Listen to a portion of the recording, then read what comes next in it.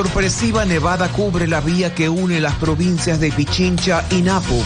El fenómeno climático en pleno verano sorprendió en Papallacta.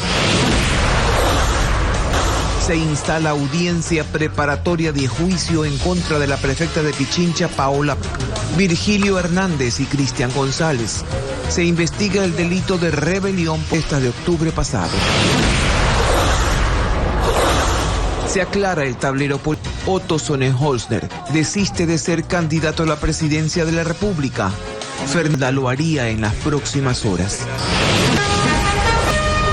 Las noticias en Televistazo con Tania Tinoco y Molina.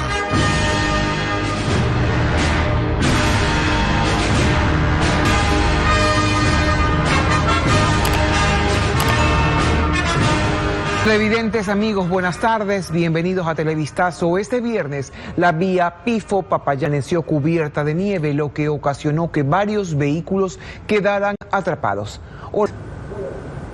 ¿Qué tal, Tania, amigos? Buenas tardes. Alex Ceballos desde la vía que conecta Pichincha con las imágenes que deja este inusual fenómeno. Alex, buenas tardes.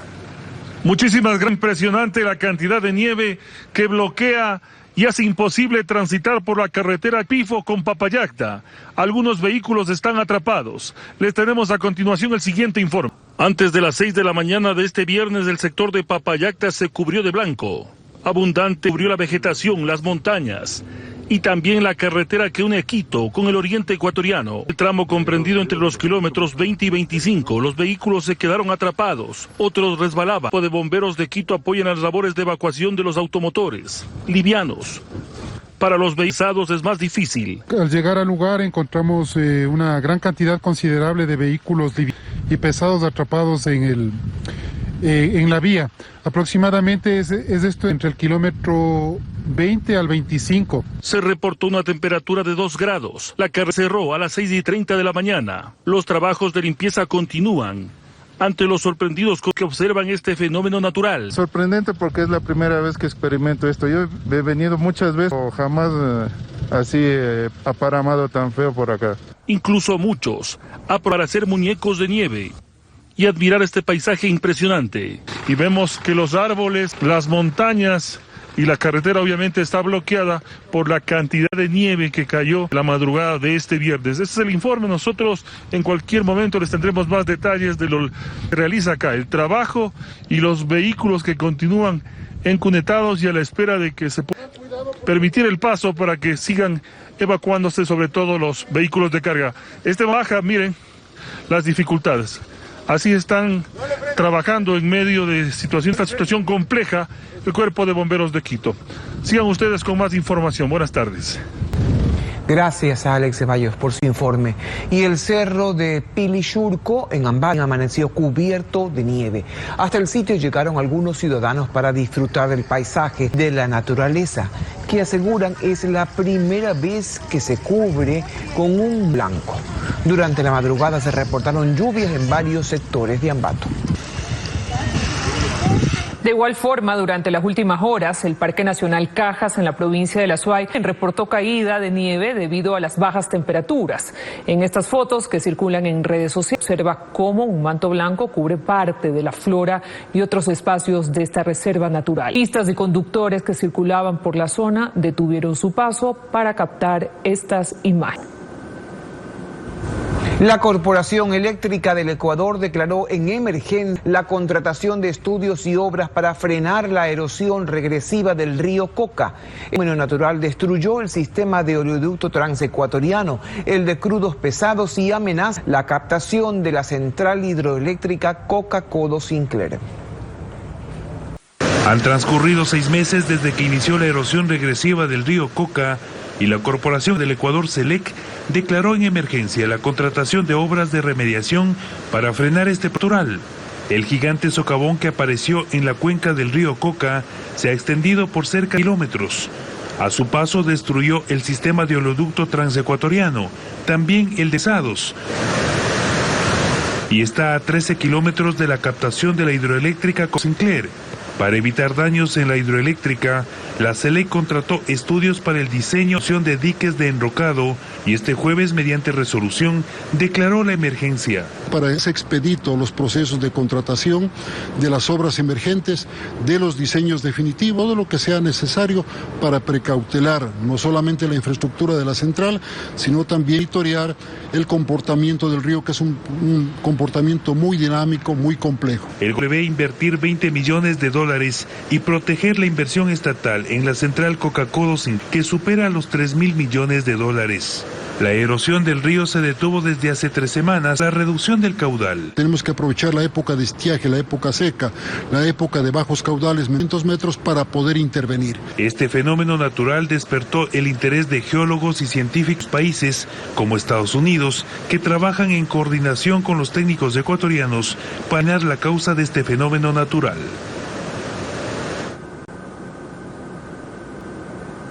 En el Complejo Judicial Norte de Quito se instaló hoy la audiencia de evaluación y preparatorio en contra de Paola Pavón, Virgilio Hernández y Cristian González, investigados por el delito de el caso de las protestas de octubre del 2019. Paul Romero con las impresiones de los procesados tienen que son inocentes. Este viernes la audiencia preparatoria de juicio en contra de la prefecta de Pichincha Paola Pavón, del ex del correísmo Virgilio Hernández y Cristian González, dirigente de esta organización política. Los procesados ingresaron al Complejo Judicial Norte de Quito con sus respectivos.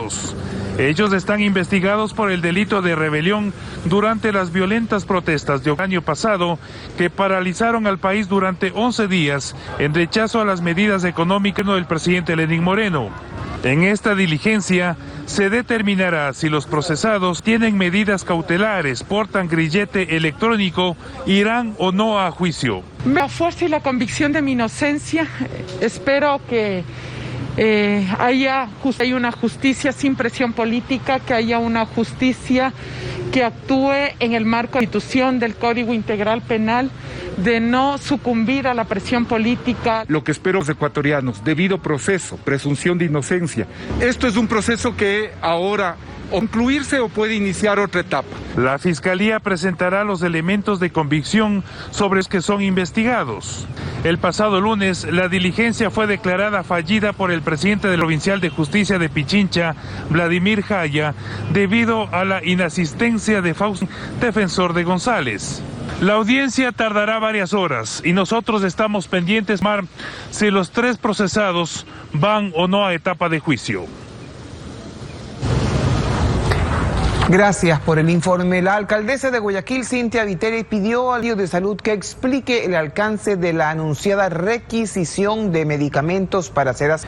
Viteri quiere saber si esas medicinas serán repartidas equitativamente o dadas por los hospitales del Ministerio de Salud. La preocupación después de que este documento se hizo público.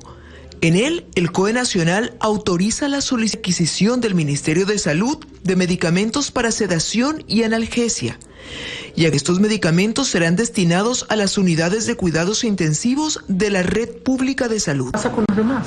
Aquí no es solamente la red de salud pública, aquí existe la Junta de Beneficencia, aquí existen las clínicas privadas. Los medicamentos para y analgesia son imprescindibles en las unidades de cuidado intensivo. La pandemia ha hecho que se llenen y estos medicamentos se agoten. Hay un problema en la ciudad. Y esto complica al tratamiento del COVID-19. Si no tienes un paciente sedado, relajado, puede ser dolor, malestar general, se puede despertar y no vamos a tener un buen tratamiento para mejorar ese pulmón.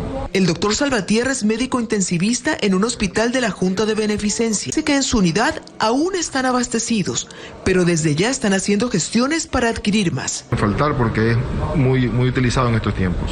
Es decir, que si el Ministerio de Salud adquiere a través de requisición todos los medicamentos que son para mantener dormida a la persona que está y no se arranque los tubos al primero o segundo día, ¿qué va a pasar con ellas? La acción debe ser compartida, si ese es el caso, con todos los que den en salas de emergencia en la ciudad de Guayaquil. El COE cantonal aún no ha sido notificado oficialmente de los alcances de esta requisición.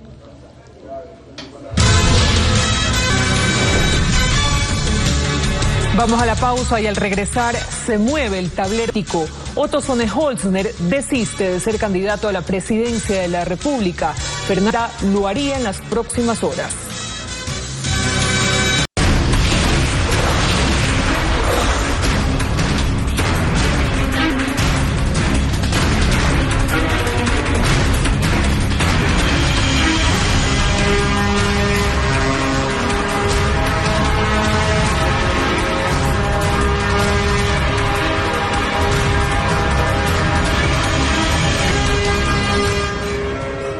Hace pocos minutos se conoció que 2 policías han sido encontrados sin vida dentro de un patrullero de la institución. En la cooperativa Valle de los Geranios, en el sector de Pascuales, en el norte de Guayaquil. Hasta el momento no se confirma la causa de los decesos, pero se sospecha que habrá que ver con la inhalación de monóxido de carbono. En nuestras próximas emisiones veremos este caso.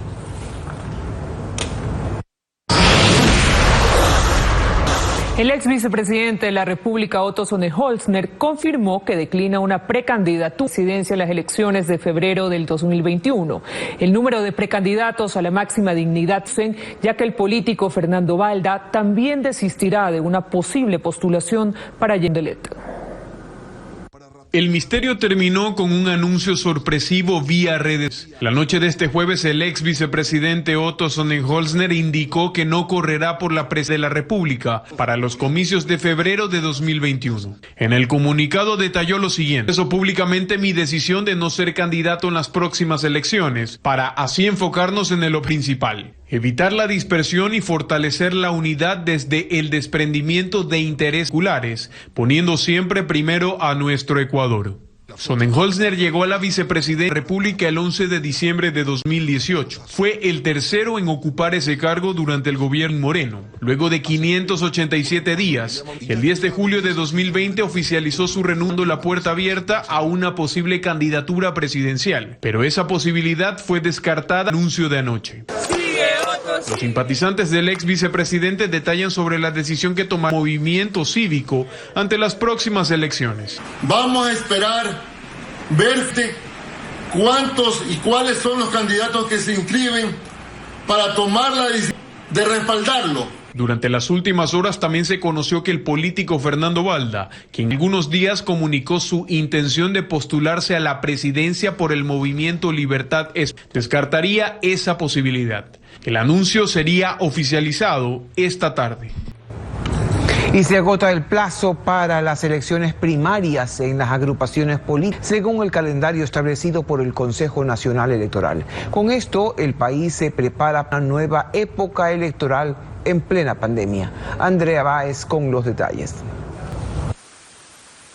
El 23 de agosto, es decir, este domingo, vence para que las agrupaciones políticas realicen el proceso de selección interna de los candidatos que ponen para la presidencia de la República, asambleístas y parlamentarios andinos. El 7 de septiembre, el Consejo Nacional Electoral hará oficial la convocatoria a elecciones de los comicios del 21.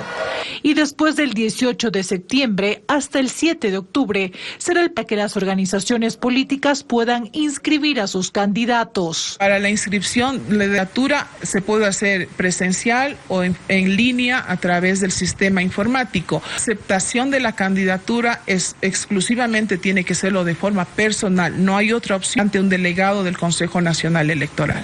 Además, hasta esa fecha, cada aspirante tendrá tiempo para cumplir con todos los requisitos en regla establecidos según el reglamento, y esto incluye su situación legal. Siempre y cuando no esté inmerso en habilidades que determina la Constitución, es decir, que esté en pleno ejercicio de sus políticos, que no tenga sentencia ejecutoria en firme y entre las más importantes. Según el Código de la Democracia, se prohíbe la inscripción de candidaturas de quienes hayan sentencia condenatoria ejecutoriada, pero el panorama cambia una vez que los candidatos estén inhibidos. En ese caso, los candidatos logran inmunidad y no podrán ser privados de libertad ni procesados penalmente hasta la proclamación de los resultados oficiales.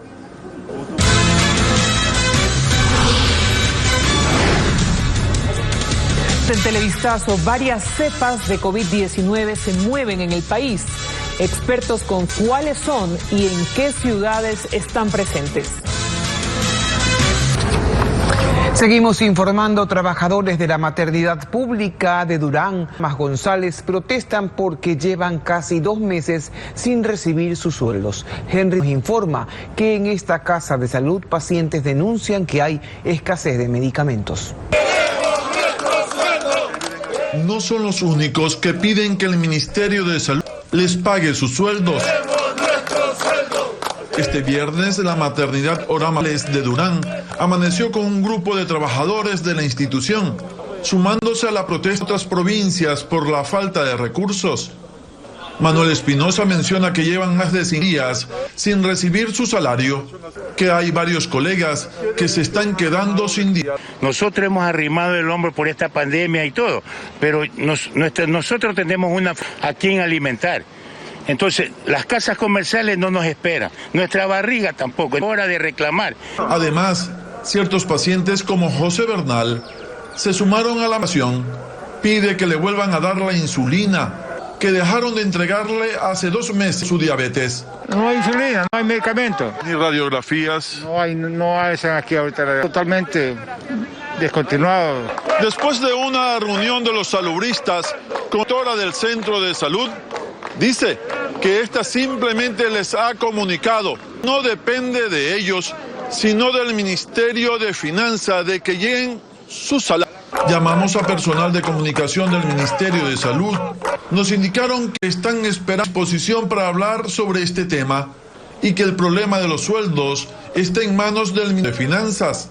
Los empleados de la maternidad aseguran que la atención continúa sin medicamentos para los pacientes ni gasolina para sus vehículos y al recibir sus sueldos.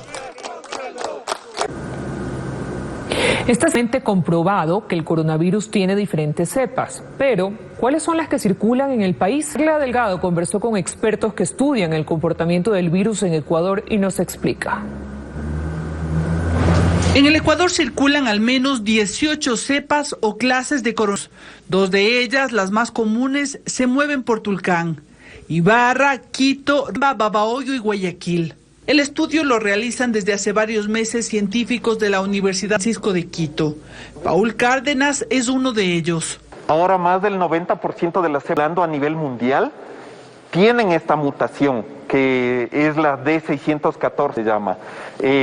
Nosotros hemos encontrado justamente que las cepas más populares que están moviéndose en este momento en el país tienen esta mutación, que no le hacen más, pero sí más infecciosa, es decir, más fácilmente se transmite.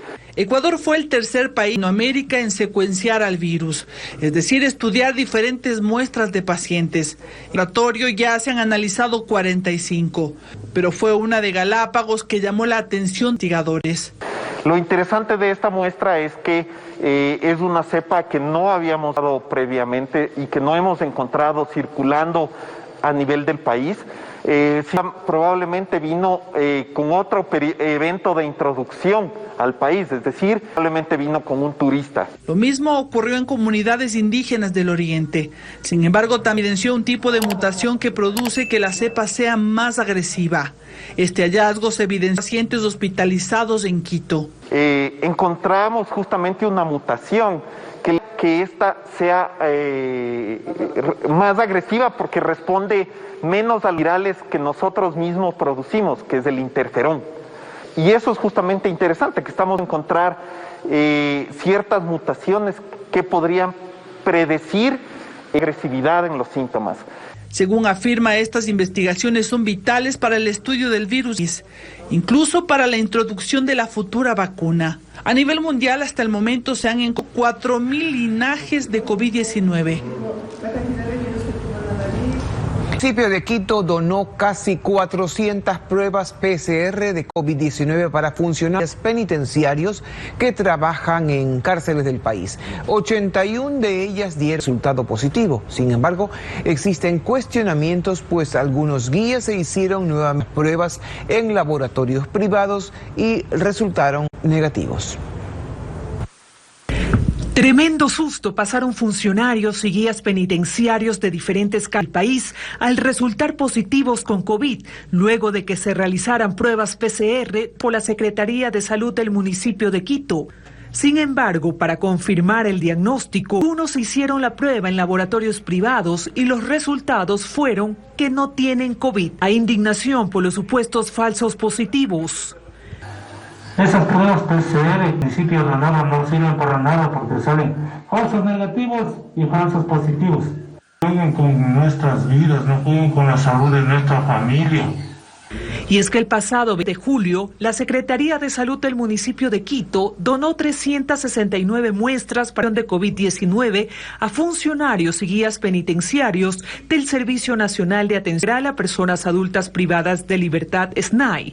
De 251 funcionarios estriado, se han detectado 81 personas con resultados positivos, lo que da al del 32%, según este comunicado del SNAI. Y ahora la SNAI coge el documento diciendo que tienen que hacerse afuera pagado por los guías, por el bolsillo de los guías, tienen que hacerse nuevamente. Sin embargo, Linda Guamán, científica y de la Secretaría de Salud de la capital, señala que los resultados de la prueba dependen mucho de que se hayan realizado. Si tú te tomas en el día que más virus tenías, da positivo. Si te tomas 5 después, va a dar negativo. Aunque te tomes 2 días después, si tu cuerpo se defendió bien, a los 2 días que he dado positivo, ya no vas a tener tanto virus como para que lo detecte. Pero no es la primera vez que se cuestiona la sensibilidad o calidad de las PCR del municipio de Quito. 100.000 pruebas para detección de COVID fueron adquiridas por el municipio a mediados de abril con supuesto sobreprecio. Lenin Mantilla estuvo al frente del proceso, es investigado por actos de corrupción. En menos de 3 horas, fueron 3 hechos violentos en Guayaquil, entre ellos un doble asesinato. Merlín Ochoa nos informa que uno de los casos estaría relacionado a la banda de los choneros. Videos que circulan en redes sociales, grabados luego de la mortal balacera, firmaron los momentos de pánico y confusión entre los habitantes de la cooperativa Santa Mónica en el sur de Guayaquil.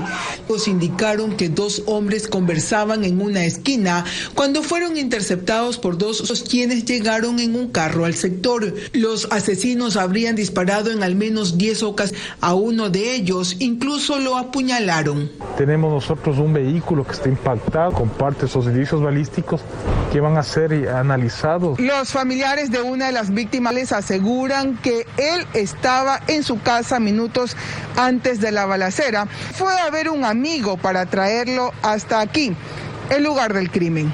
¿Con qué pretexto de la casa? Lo vinieron a llamar y ya cuando vino para acá, en ese momento, como a los 5 minutos, se escuchó. Apoyó tuvimos más adelante.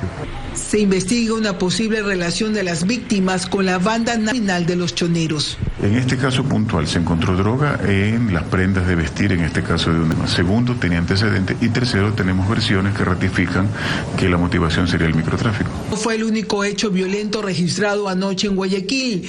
En el Guasmo, también en el sur de la ciudad, el hombre recibió 7 disparos mientras lavaba su carro. Fue un jueves violento, pues en menos horas se registró un tercer ataque. La policía informó que en lo que va del año, en Guayaquil y San Borondón, se han registrado 226 crímenes. Ante un operativo en carreteras, la policía junto con uno de sus perros encontró droga en un camión. El hallazgo, valorado en aproximadamente $15 millones, se concretó durante un control en Babahoyo, Guayaquil. Nuestro corresponsal Marlon Meno con la información. El narcotráfico no ha parado durante la emergencia sanitaria debido a la pandemia del coronavirus. En la vía Babahoyo, Guayaquil, en la provincia de Los Ríos, a la altura de los puentes gemelos, perro de la unidad policial detectó un cargamento de 380 paquetes de droga. El fiscal Julio Basantes explica cómo se dio el hallazgo. Estaba realizando unos operativos con personal antinarcóticos en las vías, y como estaba personal canino, también se le pidió alertas que había ansia. El cargamento estaba oculto en un compartimiento entre la cabina y el cajón de un camión. Los paquetes de clorhidrato de cocaína eran trasladados a bordo de este camión. De acuerdo a las primeras investigaciones, había salido de la frontera norte y pretendía llegar hasta la de Guayaquil. Sí, es una provincia estratégica. Ustedes saben que tenemos acceso hacia las playas en Manta, hacia la provincia del Guayas, lo que es Guayaquil, los puertos, e inclusive hacia frontera sur con Oro. La droga estaba embalada con 3 logotipos diferentes, por lo que las autoridades investigan si este cargamento pertenecería a 3 organizaciones narcoterroristas. Así también la Armada interceptó un cargamento de droga que iba oculto en el área de cuarentena del Golfo de Guayaquil. Los delincuentes estaban en 2 lanchas y para evitar ser detenidos arrojaron el saco con estupefacientes al agua. César Belestegui con el informe. La alerta se dio en la denominada zona de cuarentena en el Golfo de Guayaquil, cerca de Pozorja, a la altura de la boya 72. La Armada acudió a un llamado de emergencia el capitán del buque, tras detectar que 2 lanchas con varias personas estaban tras subir a la nave. A los pocos minutos, al percatarse de la llegada de una patrulla de costas, huyeron abandonando un bulto, como lo describe el capitán de navío Jórdenas. Repelieron un ataque que realizaron con armas de fuego y esto provocó que estos delincuentes lanzaran al agua un paquete. En total se incautaron 49 kilos de cocaína. El subdirector de Investigaciones de Antidrogas, Eric Benítez, asegura que las organizaciones narcodelictivas reanudando sus operaciones que habían suspendido por la pandemia. Y es lo que se venía represado los meses anteriores, ahora ya se ve reflejado pues en un traslado mayor de la droga hacia nuestro país. Las autoridades mencionan que durante este año han detenido a más de 5.000 en diversos casos antidrogas. Y un horrendo caso se registra en El Triunfo, en Guayas. La policía capturó a un hombre que habría violado a su propia hija durante al menos 4 años. La víctima es menor de edad y actualmente tiene 7 meses. Ítalo Ruiz con los detalles de este caso.